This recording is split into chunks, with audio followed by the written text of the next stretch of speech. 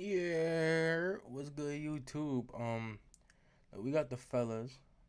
I believe this is Cal Freezy and Chip.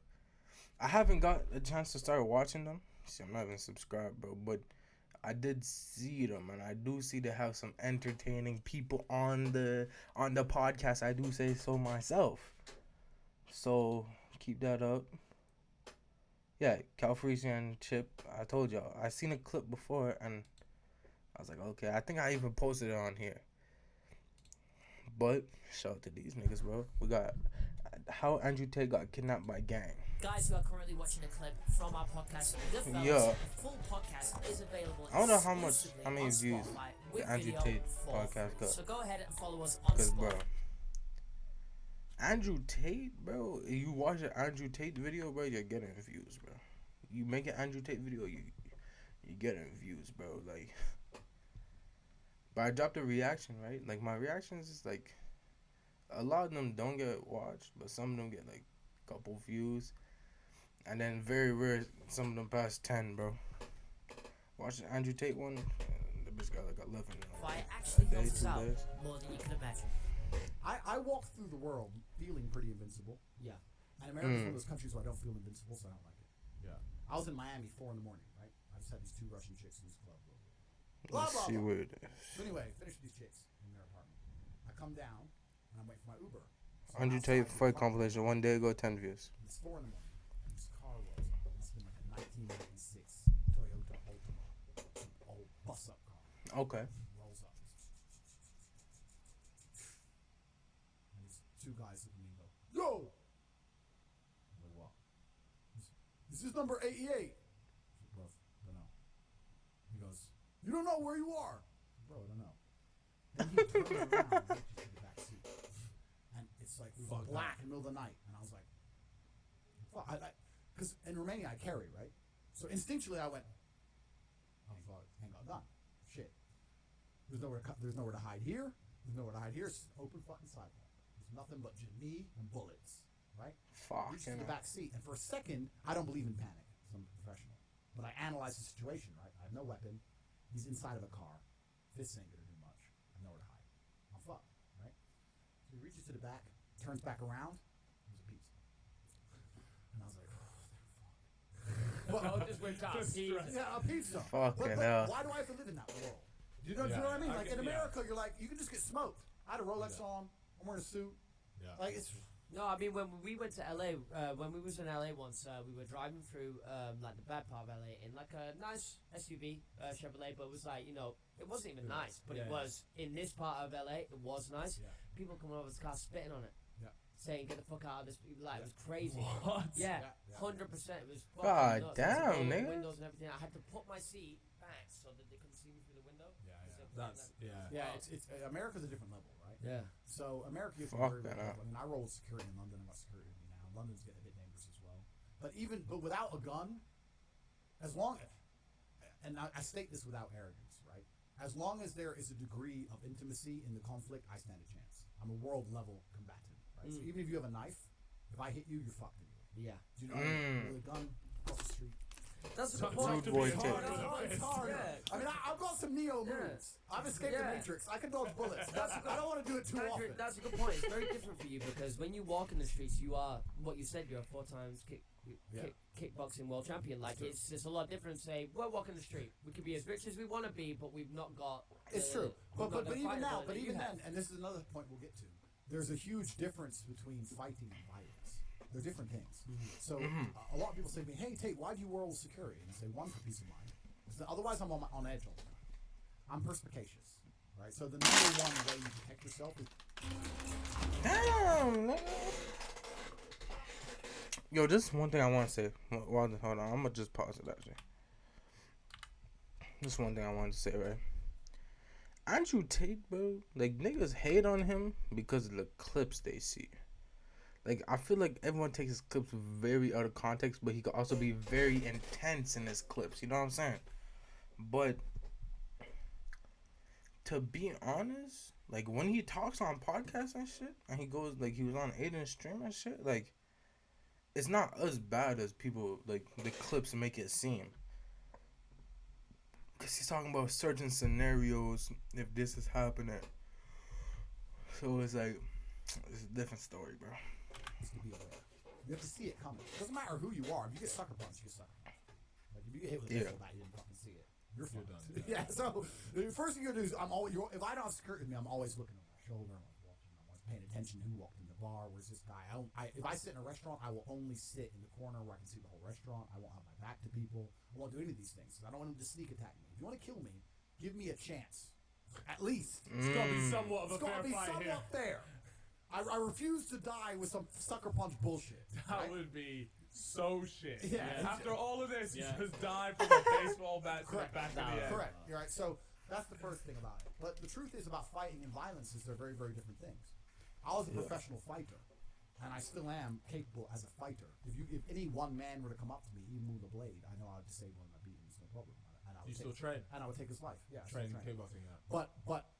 But I think the people who truly understand the nature of the world aren't interested in fighting; they're interested in violence. So, for example, let's say I had an enemy, and that enemy was a professional fighter. I wouldn't engage him in a fight; I'd engage him in violence. 10 men, in shades. Cool. Just show me you're fighting. We'll hit him with a car. Run him over with a truck. Fuck him. Wait for him to be on the pavement. Just fucking hit him with an SUV. Fuck him. Oh, you're a tough guy. All right, cool. There's a difference between fighting and violence. So a lot of people go, "Oh, he can fight. He's tough." He ain't tough against 10 dudes with blades. Have you had any life and death experiences where someone's... What's been the craziest one? The one that you thought, fuck, I'm lucky to get away with this one. I have some stories which I don't want to tell, but I have one story I can tell, which I've already told before. Okay. A bit more sanitized, but I'm covered in scars. Like I have a scar on the top of my head here, where I was hit. I have a knife mark here. You can see where my finger came off. Sew my finger back on. Lovely. I have a stab mark here. So I've been through it. Fucking hell, B. Yeah, the difference between fighting and violence. They be getting shanked, mate. Some things I don't want to say on Spotify because of the repercussions of what happened. But I do have a kind of story, which was probably one of the times I was most scared. I was arrested by Spetsnaz, Russian military. That's fucking wild. In Transnistria. That was pretty scary. In where, sorry? Transnistria? That's not a real place. Oh, bro. that sounds like a tube line. Like, I swear to God. Like, Where is that? everywhere. That's, it's where that Sharif football team that beat Real Madrid are from. What a spot, man. Yeah. Shout out to Sharif FC, man. That's some weird knowledge, that is. Bald and Bankrupt did a video there. Yeah. Have you seen that guy's channel? Have you seen it's a good channel. Yeah, it's a good channel. Yeah. He's all over the place. Yeah, he is. He's all over sick. the place. Yeah, he seems sick. So I was in Ukraine. I've told the story before about it. Okay. Let me give a full rendition. So I decided, my brother and I had this genius idea. This is about 5 years ago. My brother thought that Eurovision Song Contest would be full of pussy. He said, "Tate." That's an L, by the way. I don't know. Me and my brother call each other Tate. Yeah. And we live in the same house. And I was asleep. And I remember hearing him say, "Tate." I said, "What?" He goes, "Eurovision's full of girls." That was the exact conversation. And I was like, "What?" And I walked out. I think it was in Israel or something. And there's a crowd that's full of girls screaming. Like, "Eurovision's full of girls." He goes, "We need to go to Eurovision, get a table, get some champagne, It's not run that it." old woman. Well, no, it's gay. It's gay people. I don't know. Is that what Eurovision is? Just like It's gay people. It's LGBTQ. So Tristan was like, "Let's go to." Is that what he was saying? Yeah, exactly. Tristan. But yeah, he's like, "We're gonna get a table. We're gonna do 100 bottles of champs. We're gonna run it." I was like, "Whatever, dude. Don't worry about it." And then like 6 months later, we found out the following Eurovision was in Kiev, and we spent a lot of time in Ukraine because we have a lot of guns in Ukraine where we used to probably belong to the fucking Russians now. We had a house in Ukraine and we had a bunch of firearms there, etc. So he's like, "Kiev's already full of girls. Now the Eurovision on top, you off the chain. Go Kiev." Okay. All right, cool. So I was like, "Whatever." It's some overseas talk from me. So we got in the car. We live in Bucharest, Romania. We got in the car and we decided to drive there. We drove to the border of Romania and got to Moldova, and the Moldovans wouldn't let us through. They said that we were missing a piece of paper for our car, and they wouldn't let us through. And Romania, even though it's EU, has a hard border for cars. You need to actually go to the border and check shit and get through. Yeah. So they wouldn't let us through. So we left the car in a train station. This is all on the internet somewhere. I've got a really old YouTube series called Hateful Tate. Really old. It's all on there. Yeah. So we left the car in a Damn, nigga been doing YouTube for train time, station, got a taxi to Chisinau, Moldova, which is another place I actually got jumped. Different story. And got the train overnight from Chisinau, Moldova to Kiev. Now, on this train, we found out later that because there's no airports involved to get in and out of Ukraine, there's a lot of bad guys that take this train. Right. So it was about 3 a.m. when I went to the food cart. And I went to the food cart, and I sat down, and there's these 2 big guys, 110 kilo, big guys, bald heads, like mafia guys, units, right? Sitting over there. Fuck, And and I'll I'm be sitting there, and I sit in the food cart, and I said to the guy, 220. He doesn't speak English. I was like, bro, just It's a bit of give me fucking what you fucking scram, got. mate. Give me Give me some lunch. lunch. Bruv, I'm in the food cart. You've been in the food cart for 60 years. Why do people come to the food cart? Do we need a language? Give me some food. Fucking dumbass. So anyway, give me some food. So there brings me some soup, whatever. I'm sitting there. 2 big guys get up, and they walk over to me. And one of them sits here, so I'm now trapped. I can't move. And the other one sits opposite me. And I realized I still have my Rolex on. Right? I got my Rolex on. So I'm like, okay. I've been around the world, right? And I know the world. I know how it works. So I'm sitting here going, okay, worst case, I give up my Rolex, I survive. Who gives a shit, right? So the guy sits opposite me and goes, where are you from? I said, I live in Romania. I didn't say I was American. I didn't say I was English. I live in Romania. You're Romanian. I said, I live there. And he talked to me in Romanian. I don't speak Romanian, of course. So I was like, I understand, but I don't speak. Why you're on this train? Da-da-da. Start talking to me. Anyway, he gets a bottle of vodka and he starts pouring shots. Drink. I said, oh, okay. Fine. I have 1. I have 2. I have 3. And they're drinking. You know, like Russians. Yeah. Bam, bam, Just bam. Relentless. And I'm Fuck like, okay, it, that you're would supposed to fuck me up on booze, and that's my last skill gone. So it got to a point where I was like, look, bro, no more. I'm not drinking anymore. Can't drink anymore. I'm not Russian. Trying to make a joke of it. I'm not Russian. He goes, oh, okay. Why you're on my train? I said, it's your train? Why is it your train? He goes, oh, this is all mine. Oh, fuck. And then he took Oh, fuck. I said, drink with me, bruv. I'm say, why the fuck you on my train? And I'm gonna mash you up, bruv. Just know. Yo, I just fucking missed the skip for the ad, bro. Oh my god, bro. I need to stop talking, bro. my hands to shake my hand. He goes, oh, this is all mine. Did it like this. He took my hand and he went and looked at my lip. And then looked at me. You don't want that. And I was like, That's not good. That's not good. so I'm sitting there and I'm like, I said, are you going to take my watch? Was this guy bigger than you, by the way? Yeah. So I'm like 95. He's at 120, right? Yeah, I'm like 95 kilo. He's fat, but he's big. Yeah, like just a big guy. Big guy. But there's Fucking nothing hell. about it. The truth is about, like, we're talking about fighting and violence. They're different things, right? I'm a world level kickboxer, but I'm sitting down. There's a 110 kilo here guy next to me. I'm pinned against a wall. Yeah. This guy here. That watch is gone if it wants to be Like, gone. what the fuck am I going to do? They might have blades on them. Yeah. What the fuck are you going to do? Right? You're going to die. It's stupid to really try and fight. So I said to him, are you going to take my watch? And he kind of looked at me and goes, why do you think I'm a thief? Da-da-da. And I said, no, I've just been around the world. I understand how the world works. And he asked me then, he said, what's your job? I said, I'm a fighter. I'm a kickboxer. He said, oh, you're a kickboxer. For who? And I told him the organizations I fought for, etc. I definitely didn't scare him. He wasn't scared of me kickboxing, but I think he respected me. Right. And what's funny about the world is that when you're Gain a some fighter, respect. you get a lot of respect from people. You don't get you get fear from some people, but I actually think respect will save you from more trouble than fear ever will. And I think Yo, he respected me. no, I feel that. He's brave, he's a fighter, and he respected me, and I think he changed his mind. And he said, okay, have a nice time. And he goes, number 13. That was the carriage number me and my brother.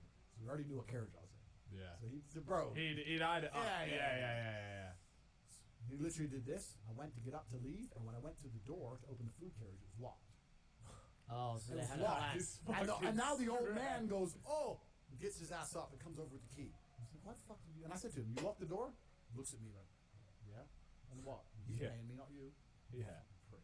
Right? So, anyway, so we got off the training period. Went to Eurovision. Fucking sucked. Blue. Everything about it sucked. No girls. My brother's a liar. Sucked. Right? So, I didn't want to take the train home. That's the whole reason I told the train story. The train is now mafia run. Don't take the train home. So Eurovision ends. There's no flights back because everything's been booked up for fucking months. I don't want to take the train home. So the only other way home is car. Right? So I start going to taxis saying, can you take me to Romania? Don't give a fuck. I'll give you a 2 years' wages. I'm rich. Take me to Romania. At the time, Ukrainians needed a visa to get into EU, so they couldn't get into EU. Eventually, some guy goes, my cousin has visa for EU. He will drive you. It's like, cool. I give him 2,000 American, which is like 5 months' wages. He comes. Okay, he that's goes, not he's bad, a rally man. driver. He's one of the best rally drivers in Ukraine. He's number 1 driver in Ukraine. All right, whatever. Cool. So anyway. What that gotta do with me? Here on this street corner. And I remember, because I don't know if it's like this anymore. It probably is. But But back then, it was so cheap. I remember we were waiting for the guy. What, Ukraine? Ukraine, so cheap. I went there for a Champions League final. I couldn't believe it, bro. I paid less than £1 for a pint. It's crazy cheap. Mental. We were waiting on the street corner to get picked up by this rally driver, right? We went into the store. We thought we'll drink on the way home. Nothing else to do. We bought a bottle of vodka, 2 cartons of cherry juice, and 2 Snickers bars. It was like €3. Yeah, including the vodka. Mate, you think it's cheap there? You get to Chernobyl. That's where it's fucking cheap. But just before the war kicked off, I was in Chernobyl, and it is because I went there to make a YouTube video. And you have radiation poisoning. You know what? I had to get checked for the full thing. So when you go in and out of Chernobyl, you have to go in this machine, and you put your hands and your feet and everything and your body against this whole wall, and then you push against it, and it tells you if you can come out. Because if you go in there and you've got too much radiation on you, you ain't allowed to leave. Wow. So if it fucking doesn't beep and say you're good, then you're stuck there, my friend. You're done now. That's it. You actually have to go ahead and live in, because there's a little town in there that still exists. God damn. Small town. You're living with the babushkas. We're talking about 30 people in there. Wow. And if you don't beep on that machine, that's it. You go and live in there now. Wow. You work in Chernobyl now. That's it. You're done. I just went there for the video. So when I was getting out and I was like, this is it. My 2-day trip's done. I come up to the machine. I go, well, I better fucking beep here. I'm stuck. He's like, hopefully you beep, my friend. And I'm like, well, I fucking hope so, because I need to go back to the country for my podcast. But yeah, fortunately, I beeped, and that's why I'm here with yourself. If you didn't beep, you just messaged the war room. Well, you know what? That's the helicopter comes in, picks up. We fix it. Trust me, my friend, we fix it. Listen, when this podcast ends, I'll be right in your ear saying, you know what, Andrew, I've got a lot to offer to the war room. Yeah, perfect. Good. I'll make a trade, no problem. Yeah, all right, let's do it. Listen, I've got off air, we'll talk about it. No, 100%. I've got Peruvian goat farm if you're interested. Hey. There's some very desperate men out there who need goats. Yeah, so, exactly. So continue your story. We don't need to go into the Peruvian goat farm. Unless you want a Peruvian goat, my friend. Unless you want making an offer about a fucking Peruvian goat farm. Listen, I'll make a trade. Peruvian goat farm, Tate confidential channel. Yeah. But so long story short, this dude turns up. We have some booze. The guy is like fucking 14. I've never seen someone so young drive a car. God damn. I swear he must have been maybe actually genuinely 14. I was like, bro, can you drive? I'm a rally driver. I was like, you're not a fucking rally driver. What kind of lie is this? Why is everyone lying to me that you're a rally driver? You're like 14. I'm 18. I was like, bro, you're 14. Yeah. So anyway, he says he's the only one with a visa, right? So we get in the car, we start drinking. We're driving, youngest nigga there. Before this, I'd never heard of Transnistria in my life. Didn't know this place existed. It's a breakaway micronation in Moldova. I looked this up afterwards. At the end of the USSR, they wanted to be more pro-Russian. Moldova wanted to be more pro-Romanian. They started some civil war, blah, blah, blah. 1992, nobody gives a shit. It's a breakaway micronation, right? So we're driving, and then me and Tristan by now are hammered. So we've drunk like the whole bottle of vodka. Yeah. And I look out the window, and there's like blacked out, fully black. That's not Soulja. And I'm like, fuck. T, see that? He's like, what? I'm like, who the fuck are these? He goes, border guards. They don't look like normal border guards to me, bro. They look like bad boys. Special guys. Yeah. So anyway, we get to the fucking border, and they come up to the car. Bro, another ad, bro?